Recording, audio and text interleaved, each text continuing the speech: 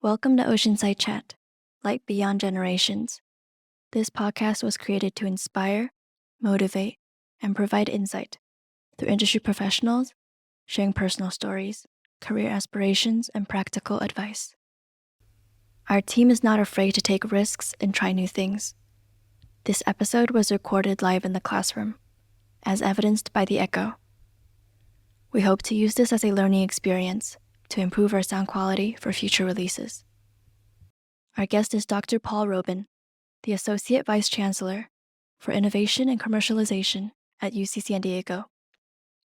Working with the Vice Chancellor for research, Dr. Roben is transforming the functions provided by the Technology Transfer Office, Industry Research Alliances, and Industry Contracting into an integrated organization to include patenting, strategic corporate research partnering, and industry contracts. He oversees the Division of Innovation and Commercialization, which will establish a campus-wide innovation platform to build a systemic and sustainable innovation culture, create a vibrant regional ecosystem, and accelerate the commercialization of UC San Diego inventions. Time to get your feet wet in the business world and join us down by the water as we have an Oceanside chat.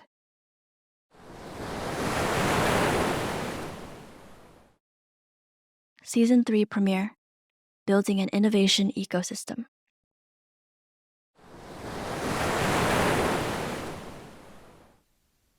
Welcome to Oceanside Chat, Light Beyond Generations.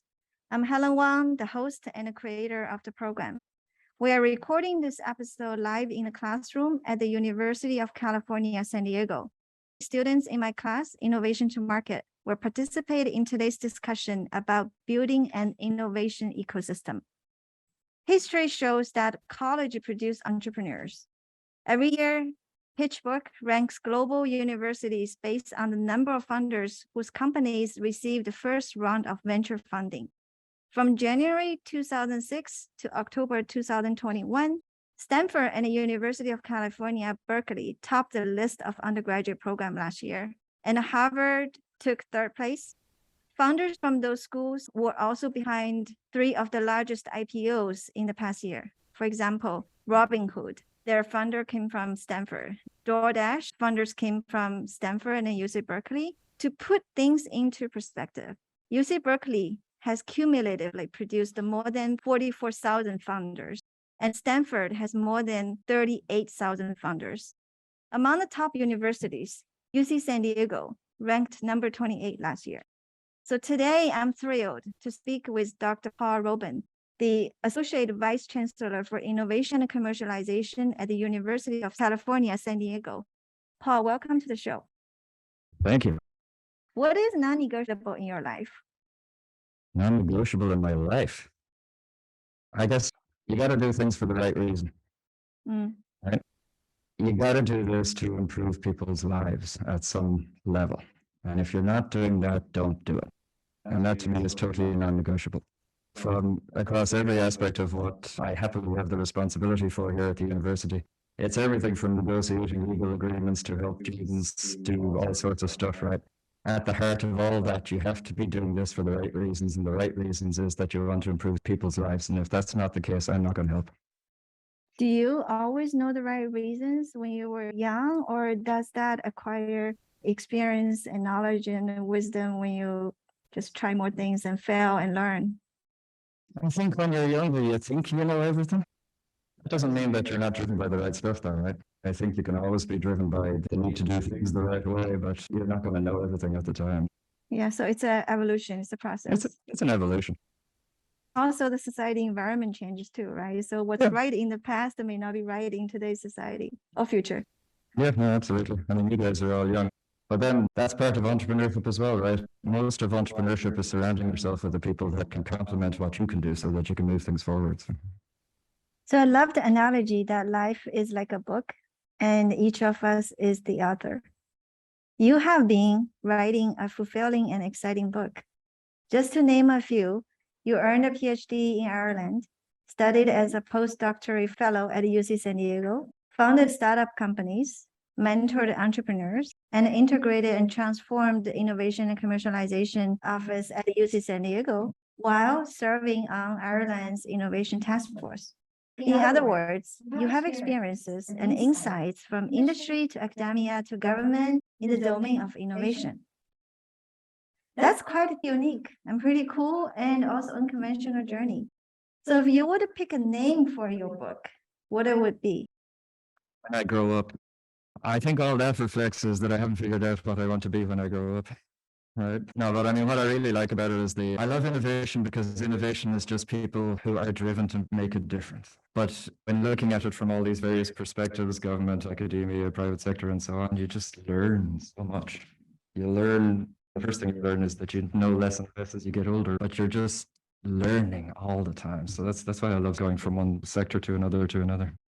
If you could actually write a book that was guaranteed to be a bestseller, what would you write? Well, if I knew that, I would have done it years ago and I'd have retired, wouldn't I? This is like saying, I have a crystal ball, right? This is how you retire. No, I have no idea. I mean, it would have to be stories, just about the incredible stuff, the flashes of brilliance that you see, right? Would that be around the innovation or something else? Or Yes. Yeah, that's what I know, right? I can't write about things that I don't know. So yeah, it would have to be something about the people that I have met and the things they have done. As the Associate Vice Chancellor for Innovation and Commercialization at the University of California, San Diego, what matters most to you? Could you describe your job in 3 to 5 words? Helping people improve people's lives. And that's what innovation is. Wonderful. You just answered my question. I was about to ask, what is innovation? Is it a noun or verb? Do you think it's an attitude or mindset or skill? How would you help the younger generation to navigate when it comes to innovation? It's a very widely popular used word. It's a very overused word. Most people these days, when you say innovation, they like glaze over and lose interest kind of stuff, right? We have overused it. To me, I'm looking for a different word, but I haven't found one yet that adequately describes what we're trying to express with that. Innovation is a mindset. That's what innovation is, right? It's a mindset, and that mindset is, what can I do? How do I move things forward? How do I find the right people to surround myself with to be able to do that? It's about being comfortable with risk and uncertainty. It's moving out of your comfort zone, being comfortable, not understanding what's going on. I'm supposed to be shepherding so much of the research that goes on this campus towards a sort of an innovative outcome. I don't understand most of the research, right? And that's wonderful. I just love that kind of stuff. And that's the entrepreneurial mindset. It's get out of your comfort zone, do something that scares you, take that risk, but at the back of it all, you're trying to move something forward. So why does innovation matters to students? Because they have all the good ideas. I love that answer. Why is innovation matters to university? That's what we do, right? That's what we do. Think about what a university produces. It produces talent and produces technologies, or rather than technologies, ideas. Let's put it that way. So we have talent and ideas. That's all the university does, right? Our core function is education and research, and that is talent and ideas. Why would we produce ideas and talent if they weren't going to go out there and make a difference? That would be a waste of time.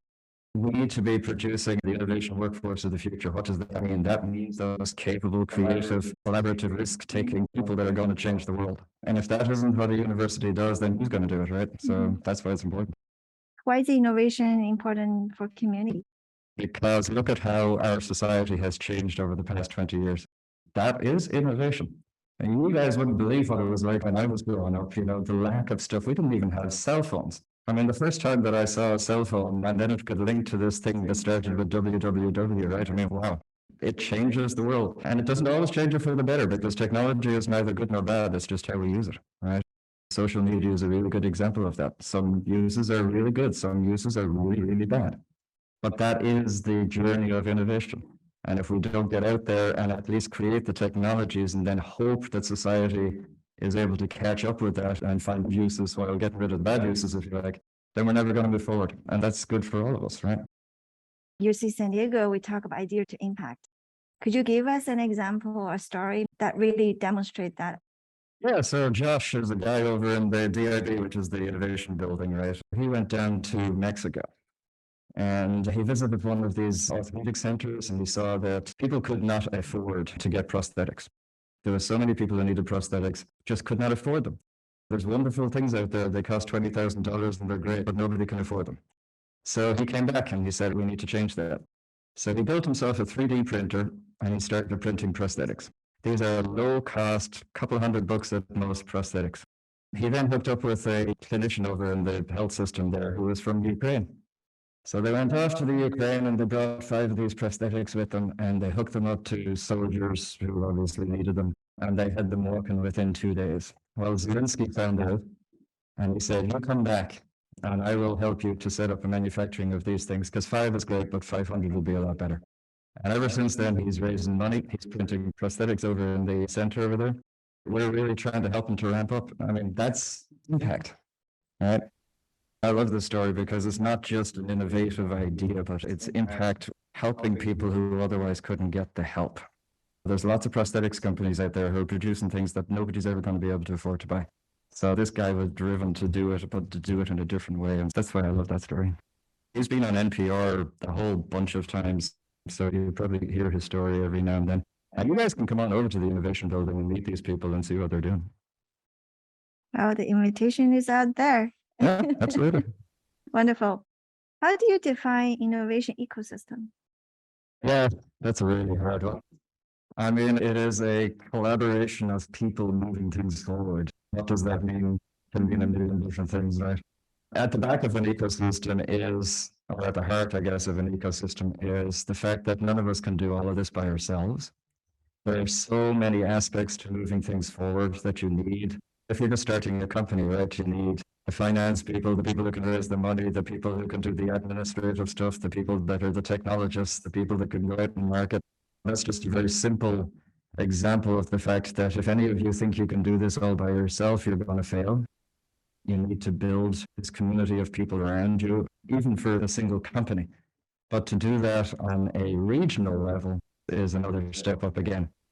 If you look at San Diego, we're extremely entrepreneurial. We have loads of startup companies, but we really don't have that many large companies. And until we get very large, we're beginning to, I mean, Google, Amazon, they're all coming down now, which is fantastic. And we have Illumina and Qualcomm and others. But we need more sort of large companies in the ecosystem which help the churn of people and entrepreneurs through the system. And that's something that we don't have as much as we would like.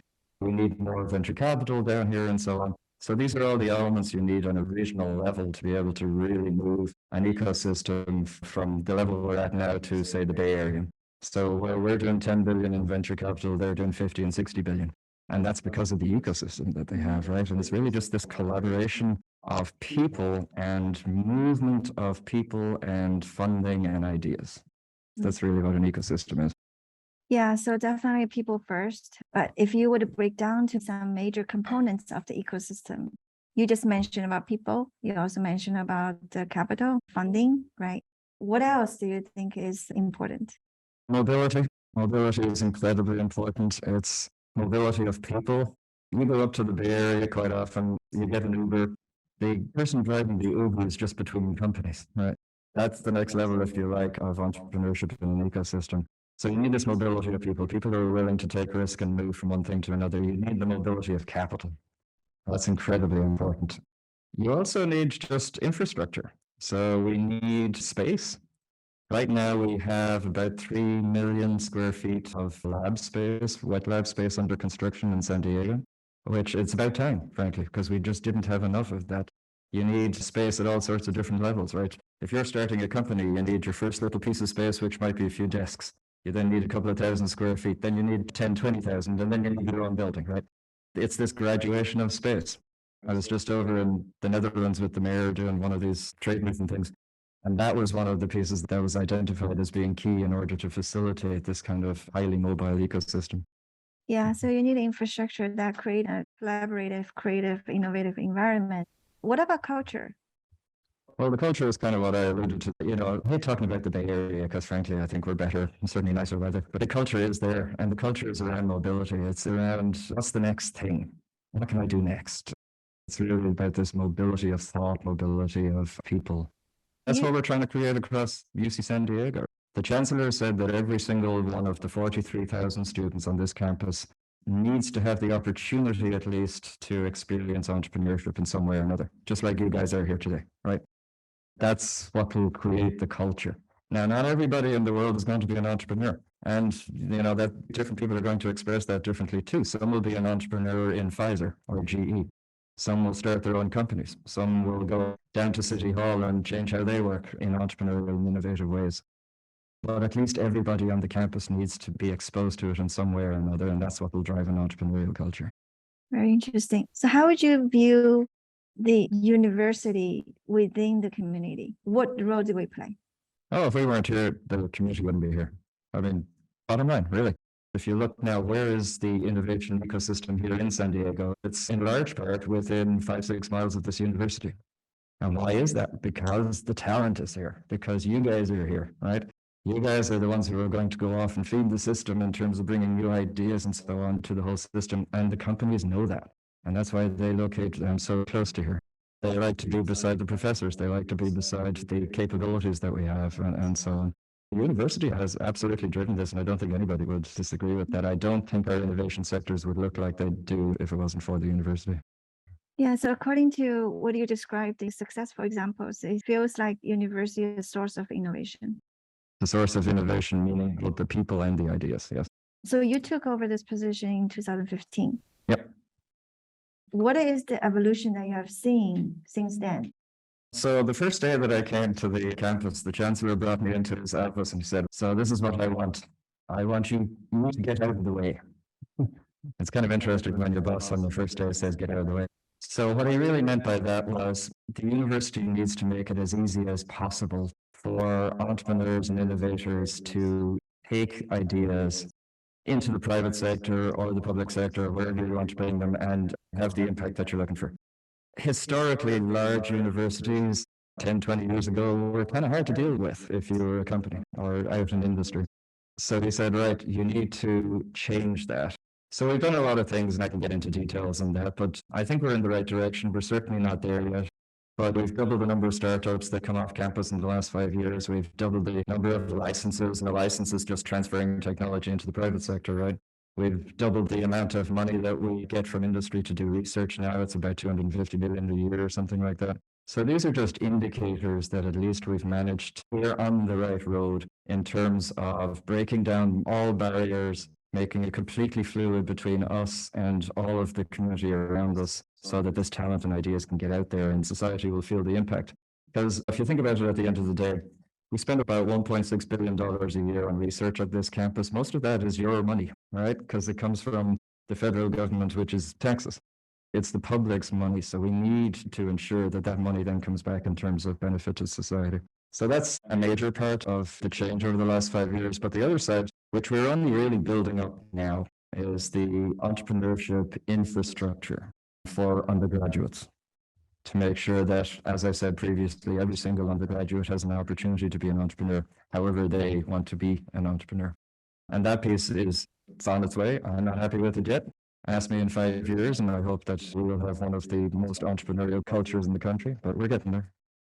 I share with my students the Global Startup Ecosystem Report published annually by Startup Geno, the world-leading policy advisory and the research organization dedicated to the success of startup ecosystem across 280 cities around the globe. Last year's report showed that the same 5 ecosystems at the top of the ranking remain the same. They are number 1 Silicon Valley, New York City and London are tied for the 2nd place, Boston number 4, and Beijing number 5. Among the world's top cities, San Diego, where we located, jumped 8 ranks from the year 2020 to become a number 13 in 2021. In your opinion, what's the best setting for an innovative environment? A diverse one, literally a diverse one, where you have many different people all in the same space, whatever space, if you want to call it a building or whatever kind of stuff, meeting each other, just bumping into each other. And the business that we're in of sort of innovation, so much of what happens is just serendipitous. It's just serendipity. It's just bumping into people in the corridor or whatever. I'd far rather have that kind of an environment. And plus, I'm really bad at motivating myself sitting at home by myself anyway. So no, I'd rather be in the office. I mean, that's really what innovation is all about. It feels like a metaverse might be a perfect place that you can avoid all the traffic, right? But then still meeting with people, a lot of collaboration. What's your thoughts about that? I think the metaverse has its place.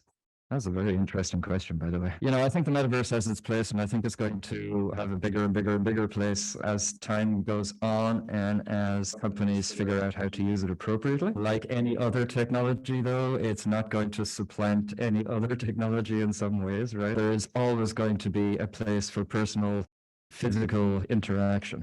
80% of how we communicate is not what we say.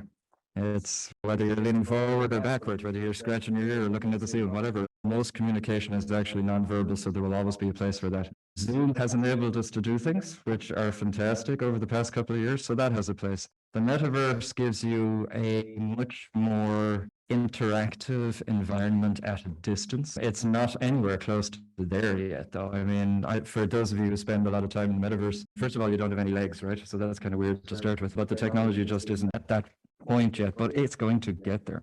And we do more and more of our meetings in the metaverse. So like the building I described, we have a digital twin of that. We meet people from all over the world on the 4th floor, in the digital twin in the metaverse, and it has its place.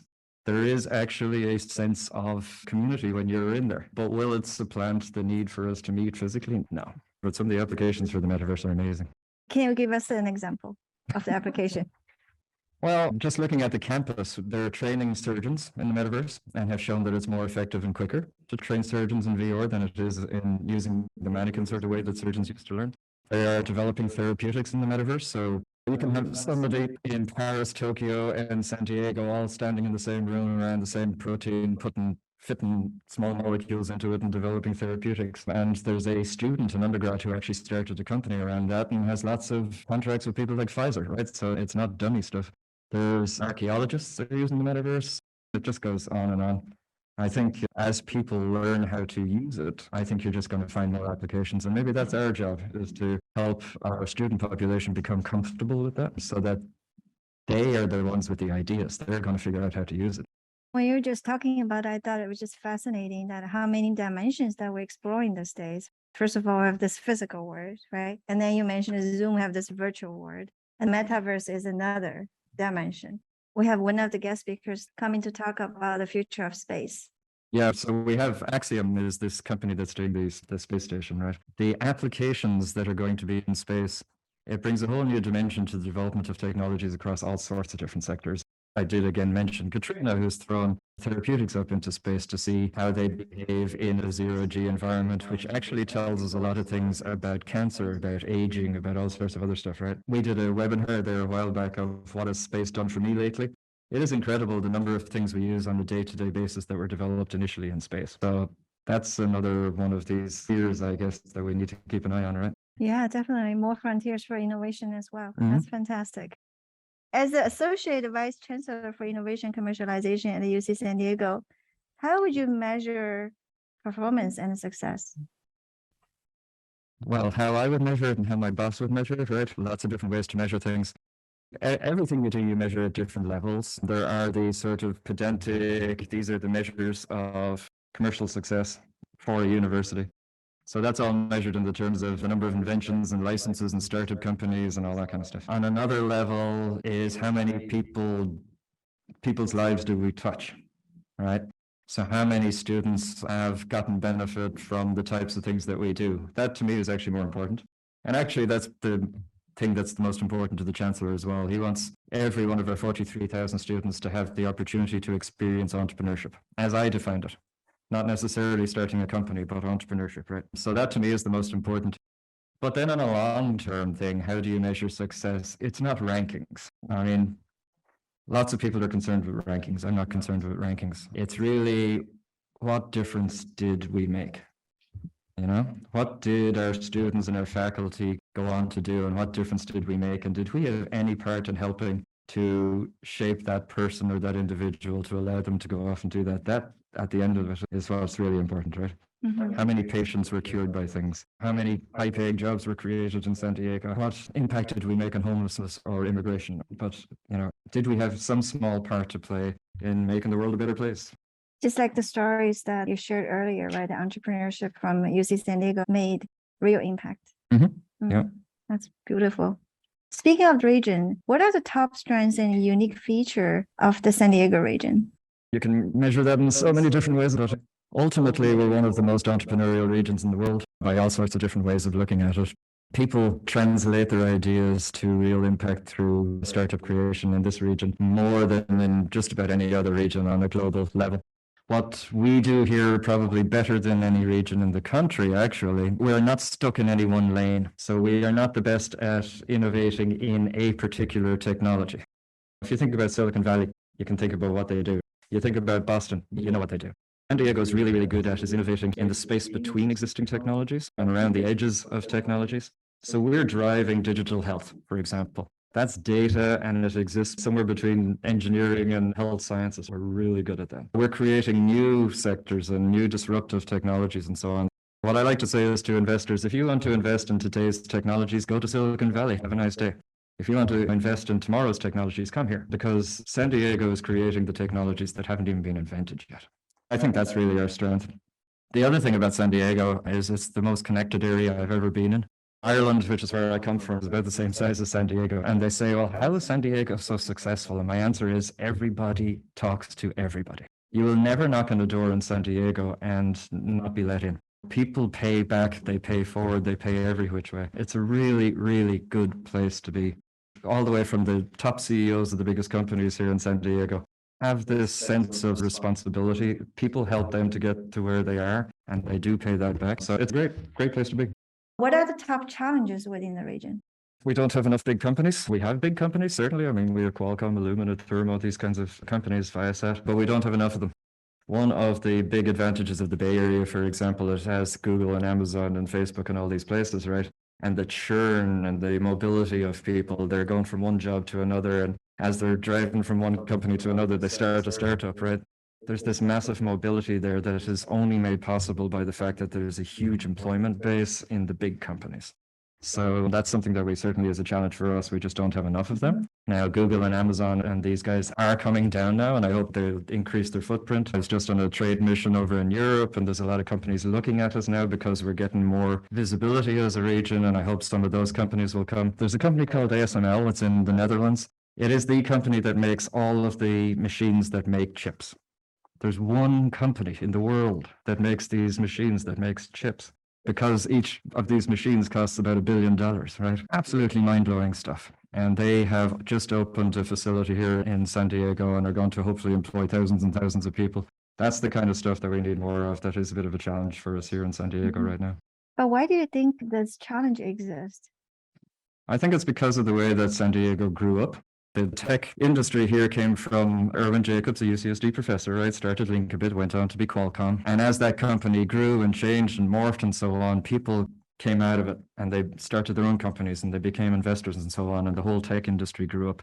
The same can be said for the life science industry. You know, it came from Hybridtech, was bought by Lilly, and a whole bunch of people left and they all started their own companies. I think the nature of how the region grew up has meant that we are very good entrepreneurs and we are very good at starting companies, but we're not very good at growing companies because we never learned that in the early days, right? And a lot of our companies, as they became successful, got acquired and taken to other parts of the country, New York or the Bay Area or whatever. We're beginning to get there now, but it just wasn't the way that we started. Interesting. So in your opinion, what are the biggest opportunities in the region on the horizon? Well, again, I think it's to create the sectors and technologies of tomorrow. Let's just take one, healthcare, right? Healthcare is changing incredibly, and it needs to, because it's going to go broke if it doesn't. And the pandemic actually has accelerated that change. Healthcare is not about going to a hospital, seeing a doctor, or getting fixed with whatever kind of thing. Unless you need surgery or something, it's going to be an entirely different proposition, 10, 20 years from now kind of stuff. And San Diego is better positioned than any other part of the country to actually drive that. When you take the data and the analytics and the AI components, and then you look at wearable sensors and IoT and all these other things, we are actually at the forefront of developing a lot of the sort of building blocks of that new industry. And the same can be said for 6G, which we're developing, for transportation, for blue tech, and a whole bunch of other areas kind of thing. So you have a lot of experience advising government when it comes to innovation. Could you describe, in your perspective, what role does government play? And what's the relationship in terms of the innovation ecosystem between university, industry, and government, and maybe even more sector that we should pay attention to? Yeah, no, that's a good question as well. First of all, we're all needed. One is not more or less important than the other, because without all three, you don't get anywhere. Universities or academia, they're sort of the beginning of the cycle, right? This is where we develop creative contributing people. It's where we do research, which is the starting point for new technologies. So that's our piece, right? You need the private sector then to take those technologies and people and develop them into products, services, things that we all use in our daily lives. But technology doesn't exist in a vacuum, right? It's neither good nor bad. It's what we do with it that's good or bad. And what determines what we do with it in large part is policy. And that's where the government comes in, right? You need government to stay up with technology so that when technology hits the street, we already have policies in place that enable the development and the adoption of that technology. If that doesn't happen, it slows everything down. An example, right? Electric cars. We had electric cars, they're all wonderful. Did we have charging stations? No. Right? We didn't have enough charging stations. That's where government needs to be on the forefront. They need to be included much earlier in the whole technology development process, so that when electric cars hit the streets, literally, that we have the charging infrastructure. And you can pick so many more examples of that. Right now, policy tends to be way behind technology development. Someday we'll get that right, and you will actually see a massive acceleration of how this whole process works, kind of stuff. But that's where government really needs to come in. They also need to be permissive in allowing this to happen. If they're overbearing and things are too hard to do, that slows things down as well. But it's really around policy development, educating society. Yeah, it's really allowing the whole system to exist in the right context. In your presentation earlier, you mentioned from invention to license to startup. Could you explain how does that work? Yeah. Well, this is an interesting question because it doesn't apply to a lot of the people in the room, right? And I'll tell you why in a second. So in our research portfolio, which as I said is about $1.6 billion, so it is a large portfolio, right? People invent things and then they tell the university. Professor Wang might invent something, right? She comes to my office and she says, I have an invention. And then we will protect it. Maybe we might patent it or whatever. And then we'll find people who can develop it beyond what the university is capable of doing into a product. And if we find that company, then we will give the technology to them through a license. That's all a license is. It just allows somebody to use the technology and they will develop the product, hopefully, and then it'll impact everybody. So that's the sort of the simple way of describing the process. The other way you can do that, though, is you can actually start a company, and we do that. We do about 40 companies a year. So when we get the invention, we start a company, we put a management team in place, and then we license the technology into that company. We help them to find investment, and away they go. The reason why the license thing doesn't apply to the students in the room, which is all of you, I guess, is we don't own your intellectual property unless you go into a lab to develop it there. If you do that, that's fine, we'll license, but for the most part, we don't own your intellectual property. But what we do is we help you start companies and put management teams around it and find investment and all the other stuff anyway. That's fantastic, because one of the objectives for today's conversation that I hope to achieve is getting both the inside perspective, right? Like from somebody like Paul, and as well share some of the outside perspective, and I'll get Paul's reaction for the later part of the discussion. Now I'm going to get some outside perspective. So the Global Startup Ecosystem Report measures 6 success factors. Let me share some information from the report about San Diego. So the first one, the report highlighted an average of 266 days of sunshine per year in San Diego. What's your reaction to that? Does sunshine help innovation? Is sunshine part of the ecosystem? Was that a question from here? That's a cool question. Whoever asked that, that's a good question. Sunshine is both good and bad. Sunshine is lovely because I like to open my curtains every morning and see it, right? So it's a great thing to have a nice climate. It's fantastic. Unfortunately, though, what it has done outside of San Diego, people look at San Diego as, surfboards and everybody's having a good time stuff. That has been a problem for the region. We have to overcome that. We are not just a place to have tequila and surfboards. We are an innovative place. We are a disruptive place. And so there has been this difficulty in overcoming the sort of traditional view of San Diego, if you like.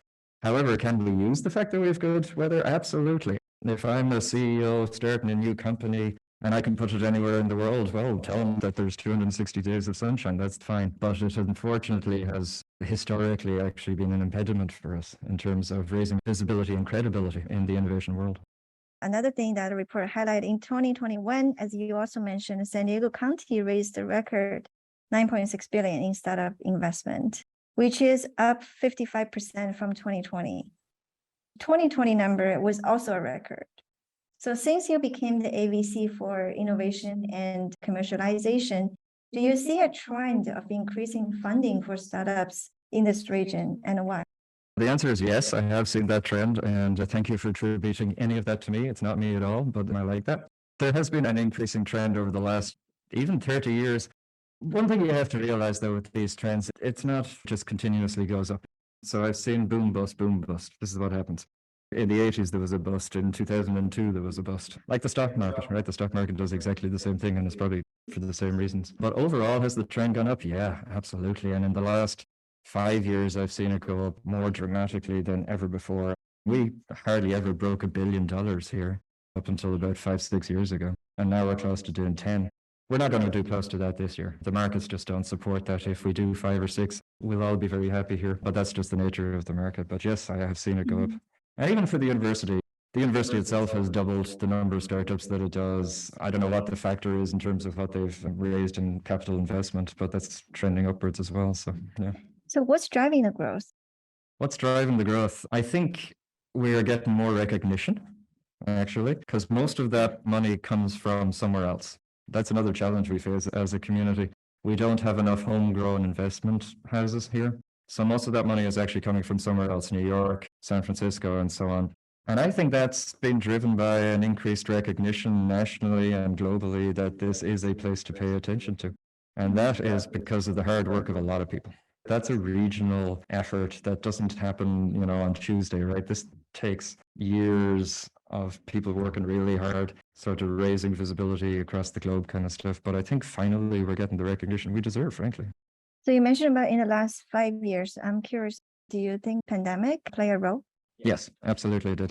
When I was in this business of raising money, investors were very kind of parochial, right? They wouldn't invest more than 5 miles from their office kind of thing, particularly when you went up to Sand Hill Road and up into Silicon Valley and tried to get money out of them.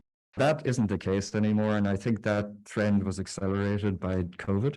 So I guess there are silver linings to very bad things, right? By people getting more and more used to doing things remotely and online and by Zoom and so on, I think it's loosened it up a lot.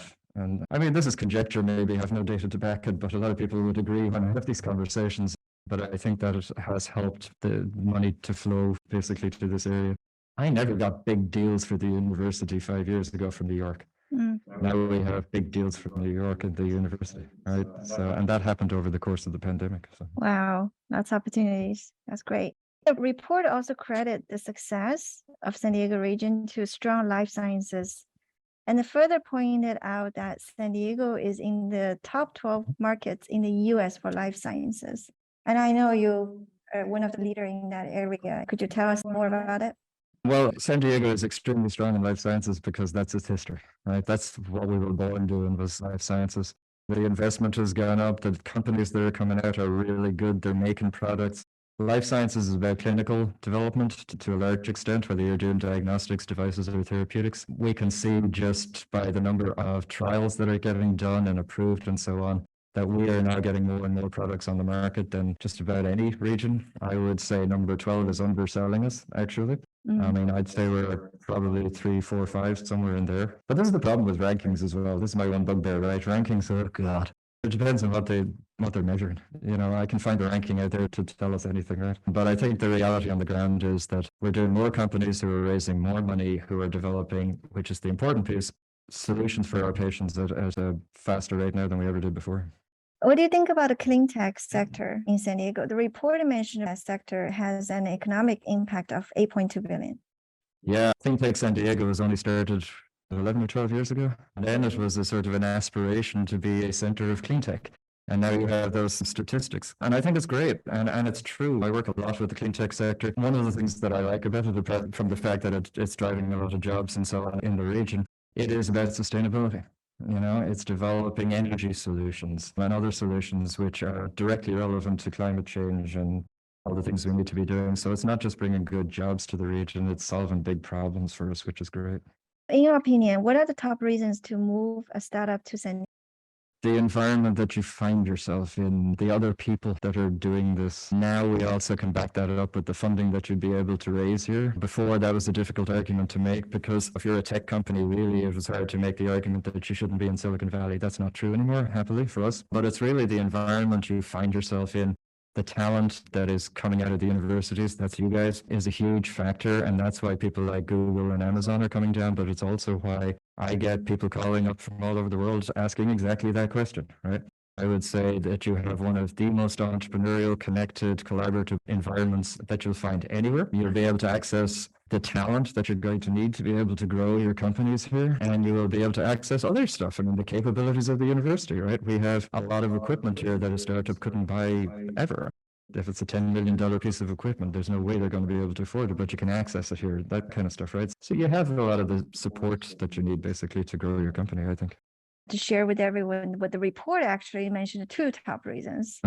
This is what I find so interesting about inside perspective, outside perspective. So the first one is lower cost of living. Of course, everything is relative, right? It's talking about 10% lower than LA, 18% lower than San Francisco. But I think it's also saying is, right, because it's close by LA and San Francisco, so you have access to all the business opportunities. The second reason they mentioned was business-friendly environment.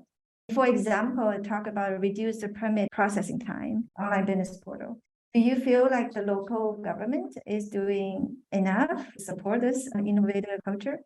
First of all, just to go back to the first point, this isn't a low cost, and it's actually one of the problems we face, because this isn't all about CEOs with CEO salaries. It needs people across the entire employment chain to be able to keep this going, and it actually is a problem. Housing and the cost of housing and so on is an issue here. Your second question, I don't think the mayor would ever say that he's doing enough, right? And that's having spent the last week with him on a bus. So what I would say is that the government here is really responsive.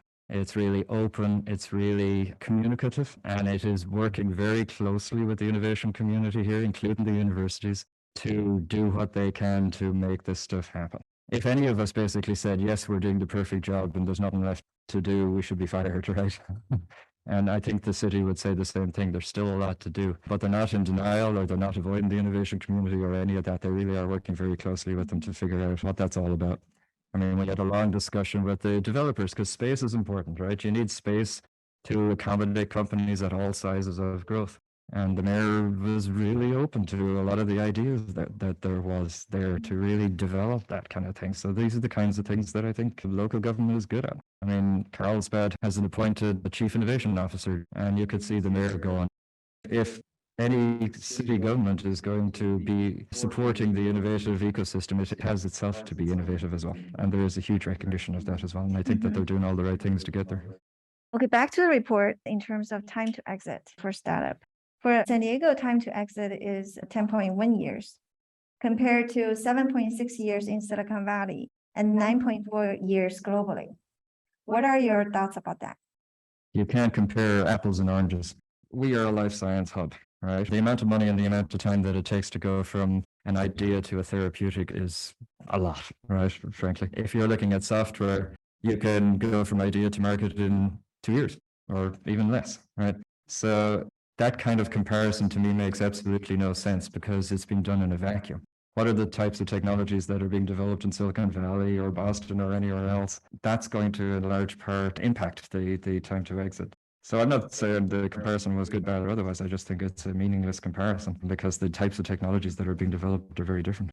Yeah, it's an outcome without context, right? That's basically what I think that is. Yeah, very interesting. I'm going to start picking some student questions. Okay. So here comes one question. What suggestion do you have for hard science majors to venture into more creative entrepreneurial space? Since here is a general perception that the two are mutually exclusive.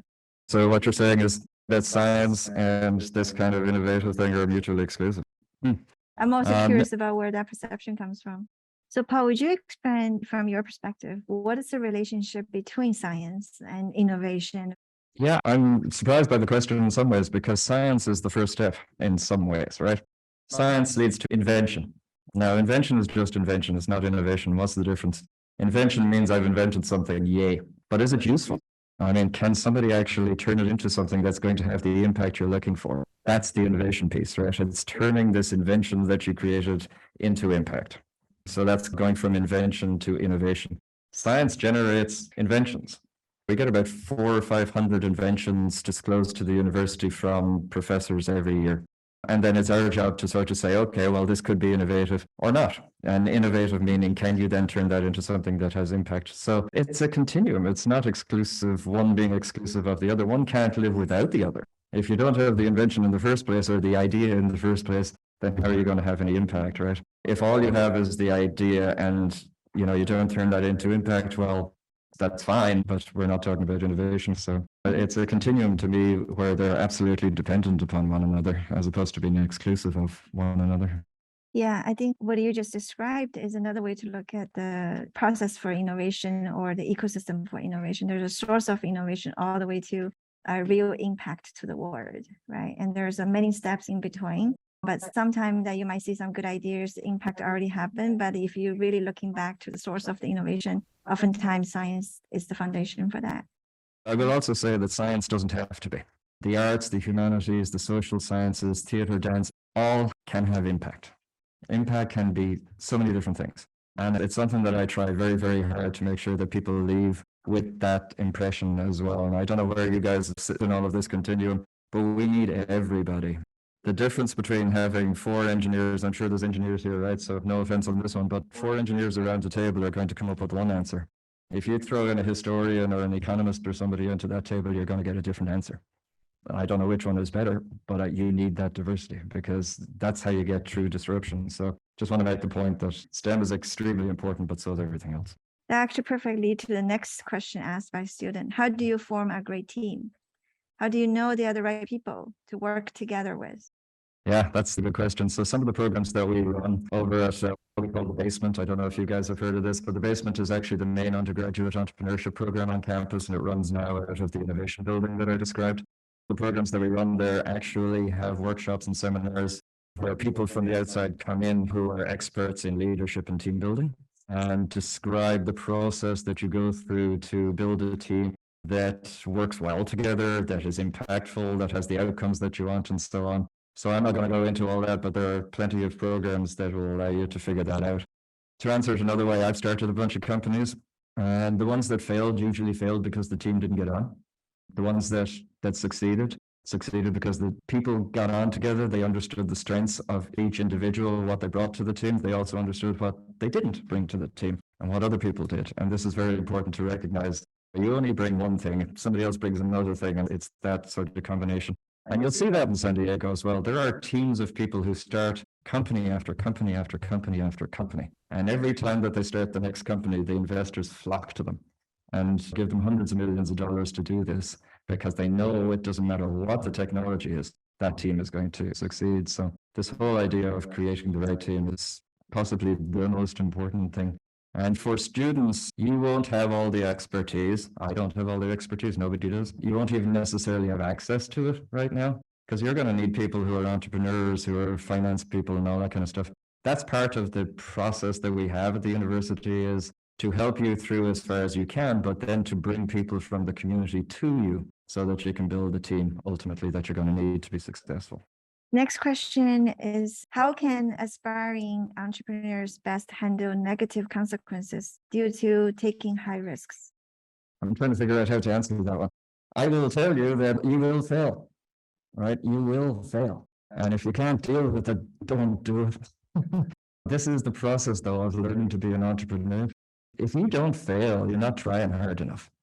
That's really the bottom line. I mean, this is what entrepreneurship is all about. It's about taking risk. You've got to be able to handle the fact that you will fail.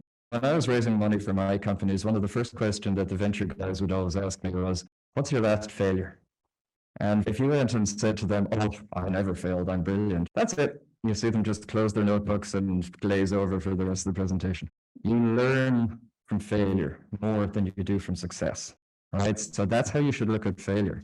Failure is going to teach you more, and you're going to be better for it when you come out the back end of that, if you are open-minded enough to learn from that failure.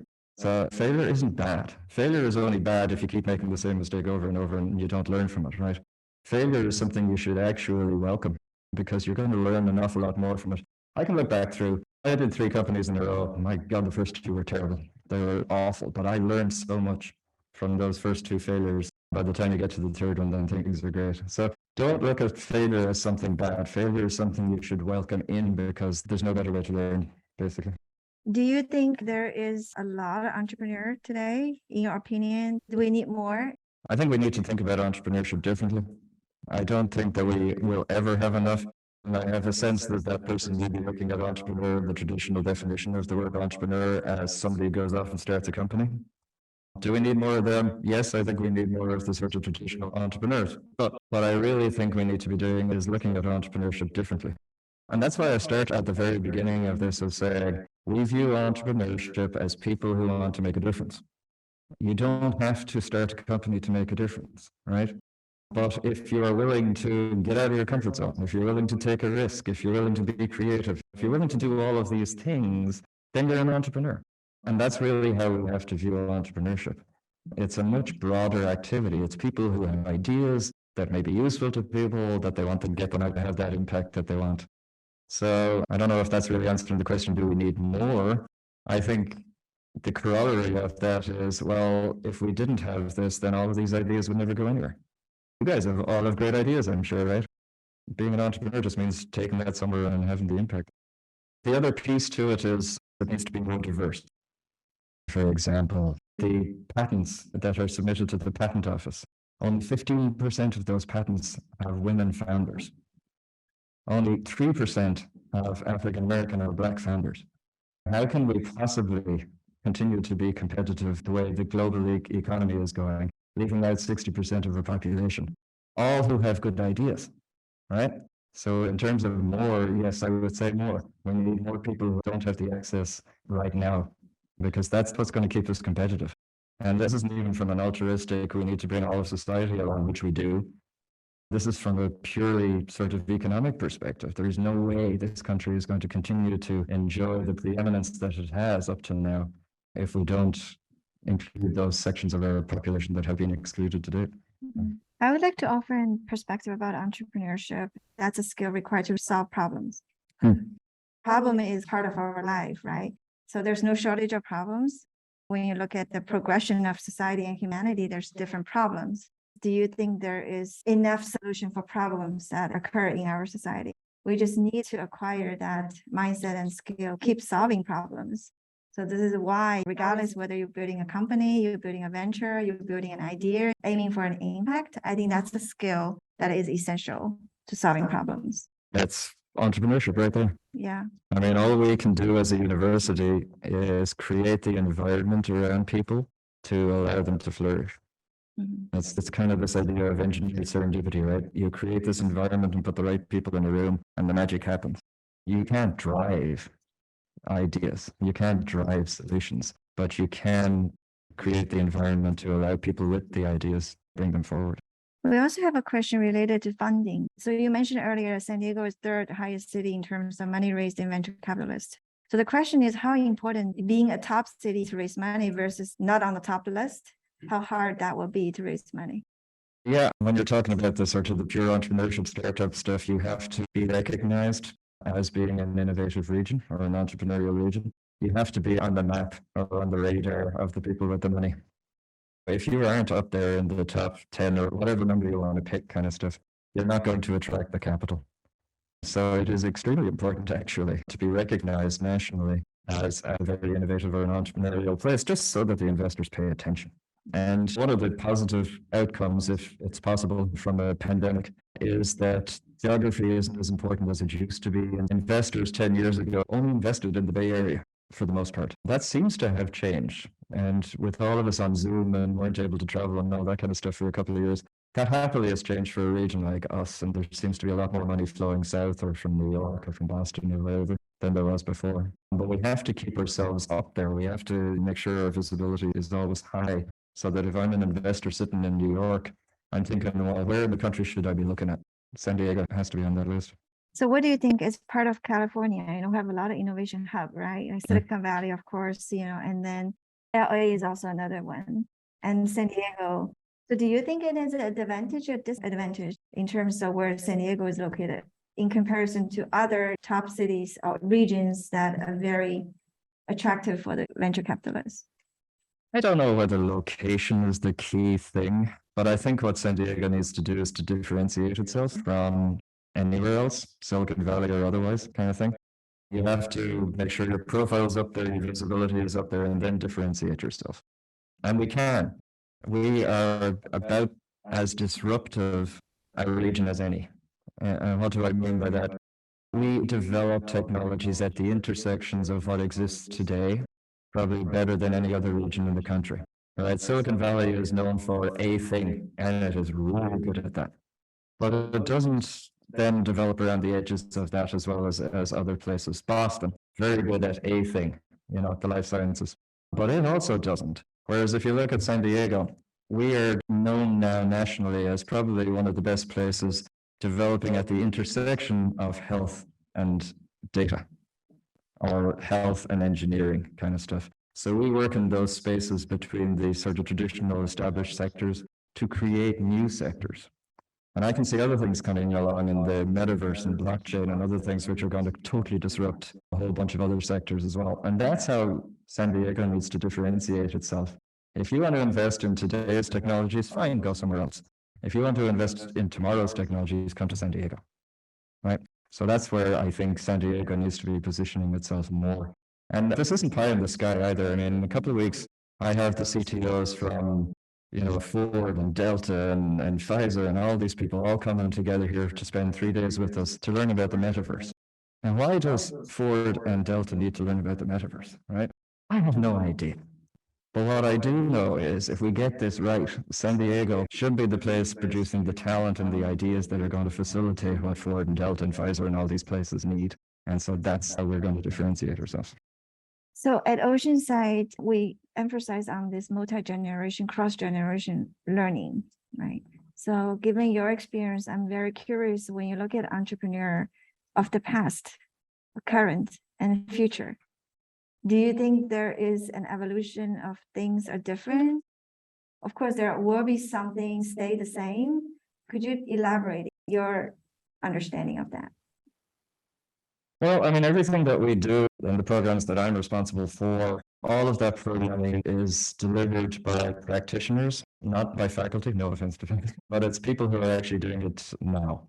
It's entrepreneurs and attorneys and investors and all those come in, they deliver all of this content. The same as what we do as well here, Helen. So we have a lot to learn from the people who have been before, but they also have a lot to learn from you guys, the next generation, if you like, of entrepreneurs. Because the way each next generation or new generation thinks about things is different. I think things are speeding up. I think things are more fluid and more flexible than they ever have been before. I think people are less tolerant of being slow. So there's a lot of things to learn from the next generation coming through. But I think that next generation, if it's smart, which it is, also should recognize there's a lot to learn from the past generation as well. And that's how we do things. Our learnings are on two levels. What the people out there already can come and teach us, but then maybe more importantly, what you can learn from each other. And one way that we do that is every time we get a group of students who go through the program and sort of go out the other side and graduate from our program, right? We ask them to come back in and teach the next ones, to keep that sort of circular, pay it forward, peer learning thing going. And that is equally as valuable as learning from the existing practitioners. I think it's very important that you have this flow of ideas and communication between the generations. Yeah, absolutely. Does the university support students' ventures whose primary market is not in the US? That's an interesting question. I mean, I would say the answer is yes, but have I actually ever seen that? I guess where I've seen it is that we would have foreign students whose intent was to develop the thing and bring it back to their own countries, wherever they came from. Do we support that? Of course. Yes, absolutely. Do you think the large company has the same potential for innovation when compared to startups? Again, it's a little bit apples and oranges, right? The innovative capacity of a startup is entirely different from that of a large company. That does not mean that the large company is less innovative. It means it innovates in different ways. So it could innovate the supply chain. It could innovate its marketing. It could innovate a lot of other things. Is it going to be as good at innovating in early research? More often than not, no. But that's where the startups are more innovative, right? But are they going to innovate the supply chain? No. They don't have the ability to affect it. So it's a little bit, again, it's the apples and oranges things, right? When you need both and they're different. Yeah, there's plenty of problem to solve. There's plenty of opportunities to grab, right? So we need to both the small venture as well as a large corporation to keep going with innovation. Kudos to all the students here. Wonderful questions. The next question is about a company culture. So what different characteristic of company culture do you think are most important to instill with a firm, a team, to breed innovation and creation? It depends on the stage of company. For a startup, you need very flexible, risk-taking, creative people in a startup, right? Who are willing to do just about anything. When I was CEO, I took the trash out, right? That's what you do in a startup. So you need that kind of a person, and you need diversity within the team and all that kind of stuff. So that's the kind of culture you're going to have in that kind of a company. As you grow, it's different. If you're a pharmaceutical company, you need a very disciplined regiment structure to enable you to do clinical development of therapeutics, for example, right? So it's going to be entirely different. So it depends on the company, I would say. But if you're in a startup, you have to be comfortable being uncomfortable on so many different levels. What does it take to effectively raise money for startups? How do you raise money? Well, you have to have a good story. You have to be able to tell your story well. People don't understand the value of communication and storytelling. If you can't look somebody in the eye and convince them that they should talk to you more, and you can't do that in 20 seconds, you're dead in the water. So you have to have a good story. You have to be able to tell it well. You have to have done your homework. It can't be just that you have a good idea. You must have a good idea that people want. And you must be able to back that up. You have to go out there and talk to people. The people you think want it may not be the people who want it at all, or they may want it, but they may want it in a different way. So you have to have those. You also need to be able to listen. You're not going to raise money if you're a bad listener. Hear what the investors are telling you. Don't be arrogant to the extent of leaving a bad meeting with an investor and blaming it on the investor. Hear what you heard and learn from it. The most important characteristic of an entrepreneur is learn from failure. A bad investor meeting, of which I have had hundreds, teach you a lot, right? Apart from the fact of having a thick skin, you learn a lot from that. So those are the kinds of things that I think you have to have, and then you will raise the money. Good ideas, good stories with good teams around them will raise money. When the students, as an entrepreneur, is there anything you would advise students to increase the success of a pitch to investors? I suppose because students' lack of experiences and all that, right? Yeah. So one, build your team. If you go into a room with an investor with a recognized serial entrepreneur, you can imagine the chances of success are so much greater than if you go in without that person, right? So build your team. It doesn't mean every team has to have this whiz-bang entrepreneur, but at least be willing to go out and build an advisory board who are committed enough to come along with you when they're needed to go out and raise money. And meet people, learn the opportunities. This is one of the best things of San Diego. The opportunities to go out and network and talk to people at every level are enormous. There's an event every night of the week in this town, and there isn't any, you need to be in the club to get into the event. You just show up. Print a couple of business cards and show up. Get yourself known. Get your name out there. And that'll go a long way to when you then have to go back and knock on their door asking for money, right? Wonderful. So, Paul, do you have our last thoughts to share with our audience today? Well, first of all, it's fantastic that you guys are all here. If you are really interested in this stuff, get involved. Come to the basement, which is the big undergraduate program. Go to events. Build your network. You really can't overemphasize it. It's never too early to do that. Mm-hmm. Wonderful. So, Paul, thank you so much for meeting with our students and sharing your vision and insight for the innovation ecosystem. We have learned so much from this conversation, and I hope you enjoy the chat. I did. Yeah. Thank you very much. Thanks for inviting me, and thanks for listening.